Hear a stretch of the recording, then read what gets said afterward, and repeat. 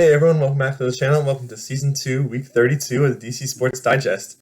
Quieter week this week, but still a lot to talk about, so without further ado, let's just get started. Starting with the Nationals, they lost the Giants series, but won the Mariners series and the first game of the Diamondbacks series. 27-30 record. I think they went 4-2 on the week this week, so that was really good. And as of last night, they're officially third place in the NL East. They topped the Braves, so that's great to see them, starting to get back on a winning record, almost winning record. Hopefully they get to a winning record soon. That'll be nice. The inconsistent offense strikes again. Mariners held us like one run or so, and then at the end of the week we scored like 9 on them. We scored 9 on the Diamondbacks, and the offense really got hot, especially James Wood and Josh Bell got a couple homers. Robert Hassel got his first home run, so that was really great. And Mackenzie Gore also hit 100 Ks in the season, first in the league to do so. Congrats on that. He's been having a great season. Let's just keep it going.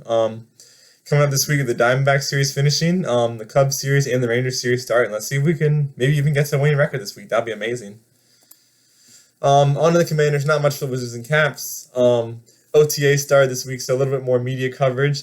So nice to, even if it's just like workouts, just to see Jaden throwing the ball, see all these guys getting after it. Some guys that weren't getting after it, because these workouts are voluntary, so I definitely want to point that out. Lattimore, Terry, and Tunsil, those are the biggest no-shows that we've noticed. Terry obviously wants the contract. It's going to get done. Not a big deal. Tunsil, he hasn't really shown too much of this stuff. O-line doesn't have much work. Lattimore, haven't really heard much about him. Not sure why he's not there. But like I said, it's voluntary. So as long as they're all back by minicamp, that would be great. Terry and Tunsil might be getting more contract extensions soon. So we'll see what happens to that.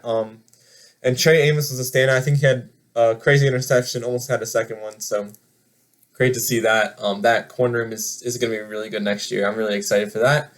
And yeah, coming up, we have more OTAs next week, and then mandatory minicamp the week after. So that's all I have for the Commanders.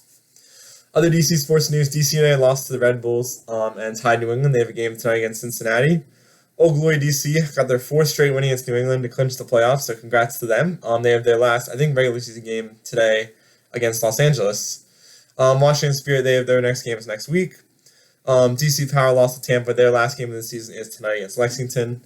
DC Defenders lost to St. Louis. It was a rainy night last night in DC. It was like 13-8, so I feel like we can't think too much of it. But the playoff game versus St. Louis again will be next week.